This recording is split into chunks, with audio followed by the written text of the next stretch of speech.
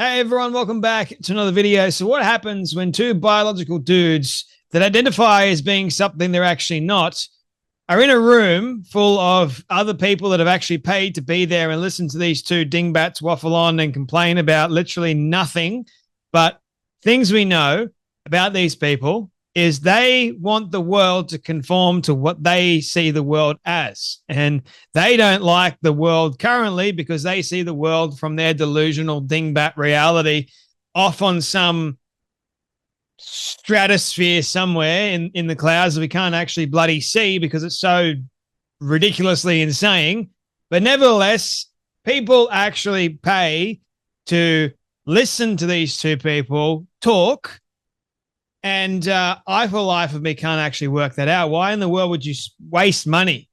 Like, give that money away to something or a much better cause, please, because these people do not deserve money to be thrown at them to talk about things that make no sense whatsoever, which you're about to see in just a moment. And secondly, they're paying to listen to these two people complain about certain issues they have no right complaining about because they're living in a bloody utopia. They've got the most rights on the face of the earth at the moment because they rant and rave, jump up and down, and they have these conferences claiming to be the victim still. It's amazing. It truly is amazing. But one of these people, you guys may recognize the individual, is Alok Vaid-Menon. Alok Vaid-Menon, who happens to be non-binary, whatever the bloody hell that actually means. And what is Alok known for, you may be wondering? LGBT whatever rights advocacy. That is a great thing to be known for, ladies and gentlemen. Honestly, this individual has got over 1 million followers on Instagram alone, okay? And this person is paid, or also this person actually was the advocate and the poster child, I guess you could say, for Ugg boots recently. Ugg, I think the company name is. And, well, you got to be inclusive to a biological dude that is more hairy than what I am and claims to identify as being non-binary, whatever that means, yet again. Someone please explain it to me. I don't feel like I am a man 1 minute. I also don't feel like I'm a woman 1 minute. So therefore I'm somewhere in between, but I don't even know what that feels like. So therefore I'm going to change however the wind changes too. Far out. But anyway, so Alok and this other biological dude that identifies as being a woman sit down together and for whatever reason, they decide to discuss fashion. Now, I'm no fashionista by any stretch of the imagination, but I can dress. But I personally wouldn't pay at all to have these two people tell me how I should dress and what the fashion world should be like. Now, the fashion world is already a crazy world. It's changed dramatically with all these gender rubbish being thrown into the mix. You got to have, I don't even know how it works nowadays, but you got to be non-gendered items in the boys and the girls section, or it's got to be unisex or something along those lines. It's so stupid.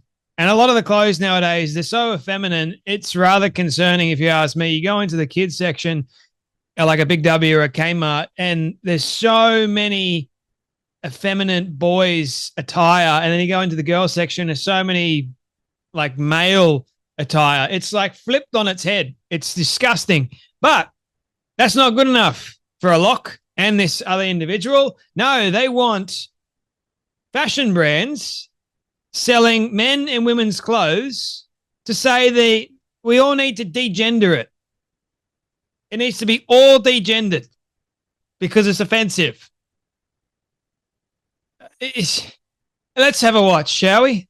It seems so obvious, right? We can say literally anybody, any person can wear makeup, jewelry, earrings, a skirt, a dress, so therefore these things don't have genders. And when I tell people that, they obviously agree, like, yeah, I could be wearing a skirt right now.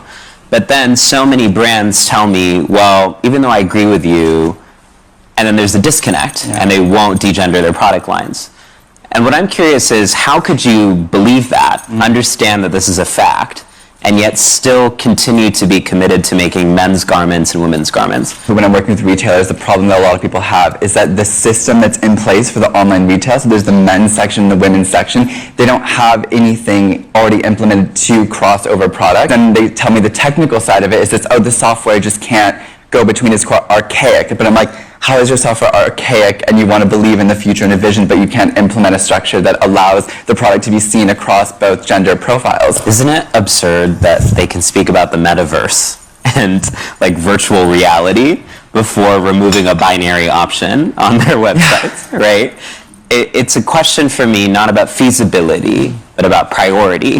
Under the pretense of technical difficulties, what they're actually obfuscating there is entrenched homophobia and transphobia. These companies all want the aesthetics of LGBTQ communities, but don't actually care about our lives. And that's a bigger history of extraction in the fashion industry, where LGBTQ people are mined as inspiration, but not actually seen as models. Okay, let's start off by saying, what in the world, mate? What in the actual world? So, yes, any person can decide to dress up like a girl, put makeup on, do whatever else. This person, Alok, is saying that they don't have a gender because they choose to do that. If they're a dude that is putting on women's makeup like Alok does, there's no gender involved there. But you are putting on what a woman actually wears. So therefore, there is a gender there, mate. You are trying to be the other gender. And it doesn't make any sense, right? Like the person that is listening and nodding along happens to be a biological dude as well. And the biological dude, this stuff hurts my brain. I tell you what, guys, like it hurts my brain so much. It's so hard to explain. But anyway, that's how ridiculous it actually is. If you can't explain it properly, if it's not simple to explain, then far out. Like something that is so basic and so easy to understand, they've complicated it so much that it actually hurts my brain cells trying to think about. But the fact is, there are only two genders, male and female. To say there are like genderless or we need to degender everything or there's no specific one gender in any of this equation is just dumb. It doesn't work, mate. It doesn't work how you think that it's supposed to work. I don't even know what you think it's supposed to be. But anyway, like you think in your head that you are something else in the middle, you're degendered, but you're not. Sorry, hate to break it to you, but there's no such thing as degender. Like it doesn't exist in reality, mate. That's not being unkind. That's just being factual. Like, come on. Because how the bloody hell are you going to degender your product lines? Imagine you're a fashion label or a fashion brand going, yeah, sure, Alok, I definitely agree with what you're saying here, but how am I going to actually do that? Please tell me how I'm going to actually degender clothes. It's neither male nor female. So it's neither going to be for a male nor a female. How the bloody hell is that going to work? Just asking for a mate. Okay, I'm just asking for a mate, Alok, please. You're more than happy to complain and rant and rave and criticize fashion labels. Oh, yeah, they agree with me, but they won't get on board and they won't do it. They won't degender clothes. But how are you going to do it? Please, where's the evidence of that? Because you seem to think that it can be done. But here you are wearing women's clothing. And here you are claiming to, I don't know what you're claiming to be in this moment, but you're wearing women's clothing, you're wearing a dress. So what's degendered clothing supposed to look like? Oh, my goodness. I swear I am losing more brain cells the more I listen to these two dingbats waffle on about nonsense stuff. So let's say, for example, there was degendered clothing. You had this entire section in the shop, degendered. but it still looks effeminate, still looks masculine. You can't get away from it, mate. What are you going to do? Just, here's a cloth. Oh, but it's got color in it. Oh, it's got blue in it. That's male. Oh, what am I going to do? Alok, mate, look what you're wearing. You got colored hair, for goodness sake. This sort of stuff, it just, wow. This person's going, oh, it's archaic. The system isn't able to do the degendered stuff. We've got men's section, women's section. We can't do the in-between because not even the bloody computer knows what the in-between is. Hello? Yeah. But these two people get paid to talk about this rubbish. It makes no sense. Oh, yeah, that's exactly what it is. It's entrenched homophobia and transphobia because we can't actually degender a product. And Alok, mate, again, I'll ask, how are you going to do it? If you're the expert in this and if you want companies to be able to implement this sort of stuff, why don't you show them? Why don't you show them what it looks like?